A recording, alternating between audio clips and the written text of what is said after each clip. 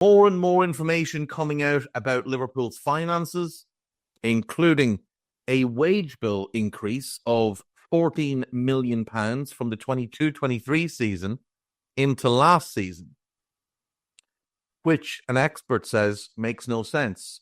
And that is, of course, despite 6 top earners leaving the club. That includes the likes of Henderson and Fabinho. But only 4 new signings were made. Now, I have some theories. Of course, the fact that we were playing in the Europa League rather than the Champions League should also have brought down the wages. But I do have a couple of theories here. So, number one, we did sign 4 players last season, and I wonder if we front-loaded the sign-on bonuses to mostly be paid across the first season, as opposed to spreading them across the term of the contract. Maybe with those earners leaving the club, the decision was that it made more sense to pay out more of those signing bonuses in year 1 than to spread them across the course. So there's that. I do also wonder if perhaps the club decided to just, when the announcement was made that Jurgen was leaving, if the club decided to pay him out the remainder of his contract as a gesture of thanks for what he'd done for the club. Because, you know, it obviously didn't end the best on the pitch, but what Jurgen did at this club is incredible. Like, he rebuilt this club from a very low point into an absolute titan. The issue was we failed to capitalize on that. Now, there's a multitude of people who will be to blame for that, but nobody could ever take away the work that Jurgen did and the success that he had. Did he underachieve? Yeah, probably. But look, ultimately, he won a league title, he won a Champions League. So when he was hired, he said he would try and win one or the other, and he won both. So, you know, the guy is one of our great managers. And if it is a thing where the club decided that they were going to pay him out the remaining years in his contract, there was 2 years remaining, I think at about 13 to 14 million per year, which would be 26 to 28 million. Maybe they decided that they would pay him out. It's very possible. Another theory I had was that when we did contracts for other players who were already at the club, particularly one Mo Salah, he would have gotten a signing bonus for signing that contract, something that we do. It's one of the ways that we avoid paying £400,000 and £500,000 a week to players who are worth that kind of money. We pay them significant signing bonuses as part of their contracts and then pay them a lower general wage. So I wonder if when those deals were being done, they were just structured that way. The expert involved is, of course, Anfield Index's own Mo Chatra. Mo's got a great thread up on Twitter if you want to have a look at that. It's always going to be Twitter, by the way. It's never going to be X. It'll always be Twitter. So do have a gander at Mo's thread. But, like, Mo says it makes no sense. And it's possible that he's correct. I'm just throwing out ideas. Mo is far better at this type of stuff than I am. So, you know, we'll see. We don't know what kind of, maybe Jörg Schmatke needed 20 million to keep himself in the life he'd become accustomed to in Ibiza. We don't know. Maybe there was significant bonuses paid out on, you know, on him being able to pay release clauses. We don't know.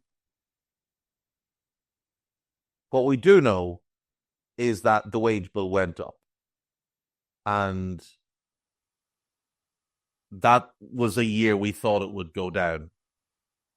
Which means that this season, when we also thought it would go down, because Klopp is gone, because Linders and all the staff are gone, and the incoming staff, including Arne Slot, including Michael Edwards and all those people, they combined will earn less than Jurgen did.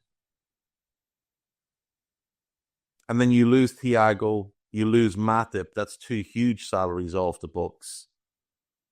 We sold a bunch of players that would have been on middling money, but, still money. The wages for this year should, in theory, have gone down. But in all likelihood, will go up again.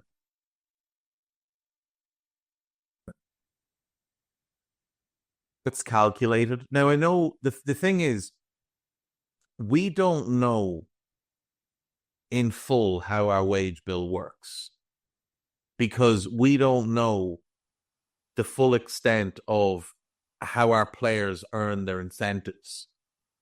Like when people say, oh, Mo Salah earns 350 grand a week. No, he doesn't. But he earns way more than that. Mo probably earns between 500 and 600 grand a week most weeks because he'll get a sizable appearance fee. He'll get a goal bonus. He'll get an assist bonus. And then he gets bonuses based on wins and where we finish in the league and, winning trophies, etc., etc. We do pay very well. There's a myth that we're cheap when it comes to how to what we pay. We're not. We're smart in how we pay. We incentivize players to perform at their best level. And we incentivize the team to win and win and win. And that's how they can earn significantly more. So the wage bill is fascinating, but it would be really interesting to see an actual breakdown of who gets what and why. I'd be fascinated. Maybe you wouldn't. I would. Yesterday was an interesting day. There was a significant amount of tears on Twitter over post-match Raw. And I thought I'd address it now. So myself and Trev, not Guy, myself and Trev, and mostly me, we were quite critical of the performance of Ryan Gravenberch, and we talked around a couple of different things. Number one, that he looks knackered. I'm not sure how anyone took that as an insult. He just looks exhausted. He looks like his legs are just starting to fail him a little bit. Somebody took umbrage with this. I said that one of the issues I have with him as a 6 is that he doesn't make himself available enough for the ball from the central defenders when he's got a player close to him. Well, the numbers bear that out. You can go and look. There are tools out there where you can go and look and see how many passes he receives from our centre-backs. In the first half against Lille, for example, and this is the game we were talking about, in that game, he played half the game. We dominated the ball. He received 6 passes from our centre-backs. And our centre-backs had the ball more than anyone else. But he didn't make himself available. And I said that when he does get the ball in those situations, he tends to default to playing it backwards or sideways. I did not say he only passes backwards or sideways. I said in that situation, he goes backwards and sideways. And again, the numbers bear that out. Go and do yourself just a wee modicum of research, and you will see that. That when he receives the ball in those positions, he rarely looks to turn on the ball. Now, if the guy is right up his backside, he will then use his body to turn into space. That's a different thing. I'm talking about when someone's about a meter away from him and in position to press him, but not overly tight to him.